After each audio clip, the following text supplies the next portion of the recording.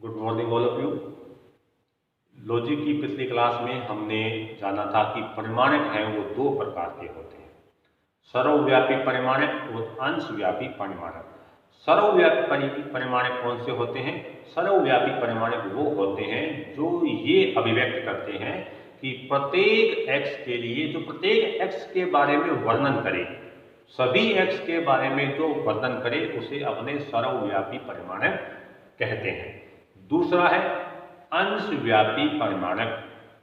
ऐसा परिमाणक जो कम से कम एक वस्तु के बारे में वर्णन करे, ऐसी प्रतिज्ञप्ति या ऐसा तर्क वाक्य जो किसी एक चीज के, कम से कम एक चीज के बारे में वर्णन करे, उसे अंशव्यापी परिमाणक कहते हैं। सर्वव्यापी परिमाणक जहां भी आएगा उसको अपने इससे प्रतीक करते हैं, हिंदी में इससे, इंग्लिश में x और हिंदी में क्ष से उसे प्रतीक करते हैं। यह है सर्वव्यापी परिमाणक। x की जगह अगर y आए, ये भी एक सर्वव्यापी परिमाणक है।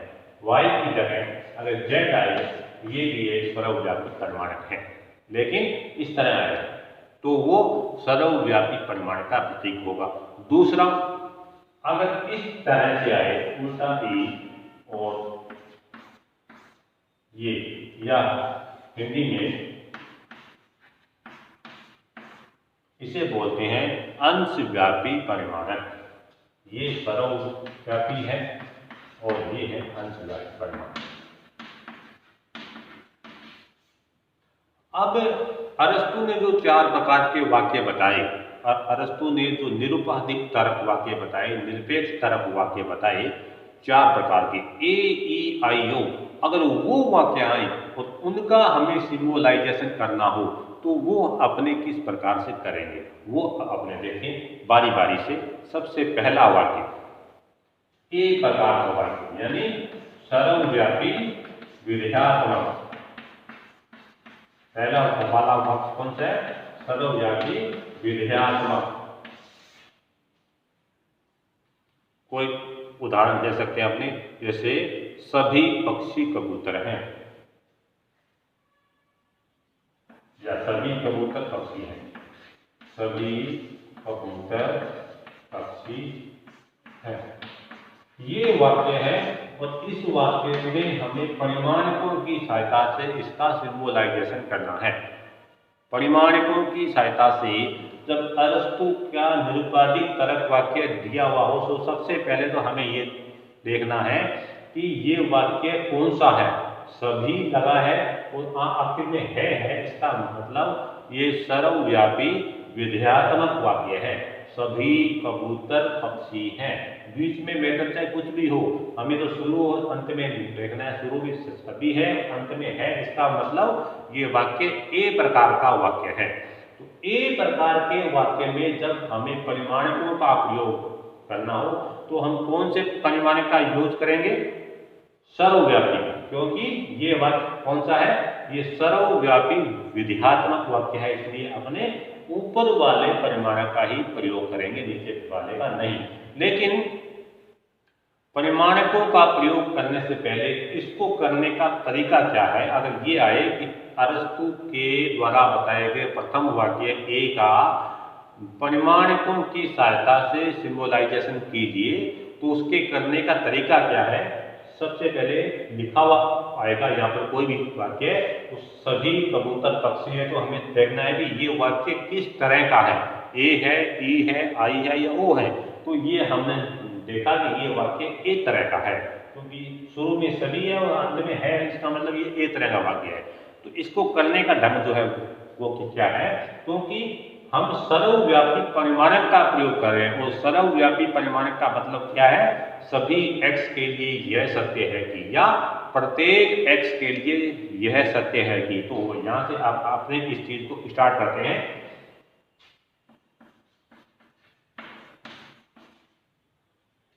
सभी x के लिए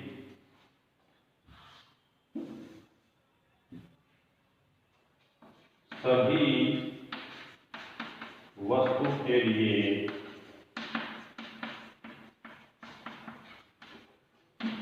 यह सत्य है कि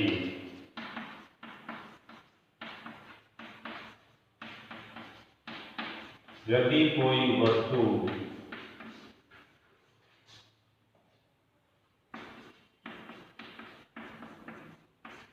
कबूतर है तो वह वस्तु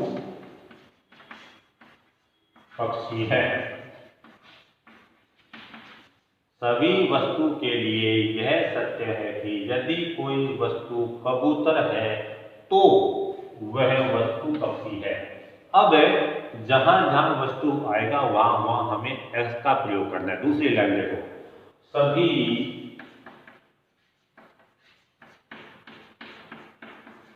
एक्स के लिए यह सत्य है कि यदि एक्स कबूतर है तो एक्स पक्षी है। यानी जहां जहां वस्तु आया तो सबसे पहले सभी वस्तु के लिए यह सत्य है कि उसकी जगह हमने लिख दिया सभी एक्स के लिए यह सत्य है कि। दूसरी लाइन, यदि कोई वस्तु कबूतर है तो यदि एक्स कबूतर है तो वह वस्तु पक्षी है तो एक्स पक्षी है। सभी एक्स के लिए यह सत्य है कि यदि एक्स कबूतर है तो एक्स पक्षी है। ये लाइन हमें लास्ट में मिली। तो सभी एक्स के लिए यह सत्य है कि ये वाली लाइन है सर्वव्यापी परिमाणक का हमने मतलब बताया था कि वहां सर्वव्यापी परिमाणक का मतलब ये होगा कि सभी एक्स के लिए यह सत्य है कि। तो यहाँ ये लाइन आई है सभी एक्स के लिए यह सत्य है कि। और जब इस तरह की कोई लाइन आए तो उसके स्थान पर अपने एक्स परिमाणक को लिख सकते हैं। तो सभी एक्स के लिए ये सत्य है कि ये लिख दिया एक्स। अब देखो, यदि एक्स कबूतर है, एक्स कबूतर है, एक कबूतर के लिए हमने प्रतीक माना कैट, तो एक्स पक्षी। कबूतर का प्रतीक हमने मान लिया कै को और पक्षी का प्रतीक मान लिया हमने पै मान लिया। सभी एक्स के लिए यह सत्य है कि यदि इसको पढ़ेंगे कहां से, यहां से कि एक्स कबूतर है तो एक्स पक्षी है। एक्स कबूतर है तो एक्स पक्षी है। एक्स कबूतर है तो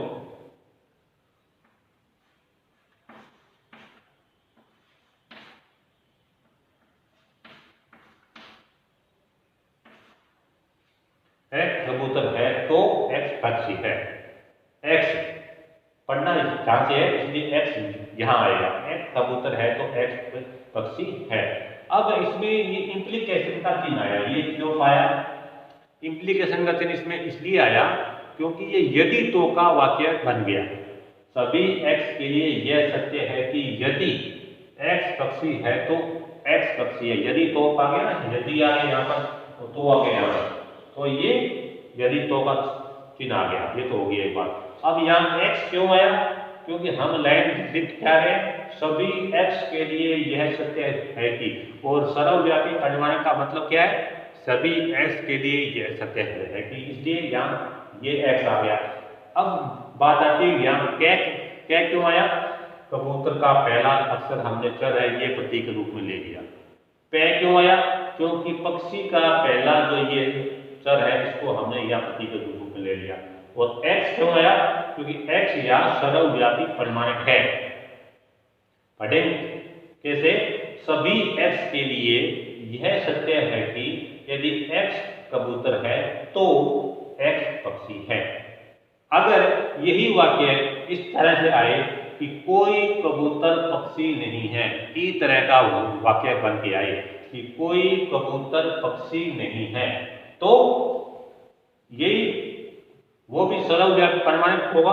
तो यहाँ क्या एक्स तो यहाँ कर जाएगा नॉट, क्योंकि प्रत्येक x के लिए यह सत्य है कि यदि x कबूतर है तो x पक्षी नहीं है।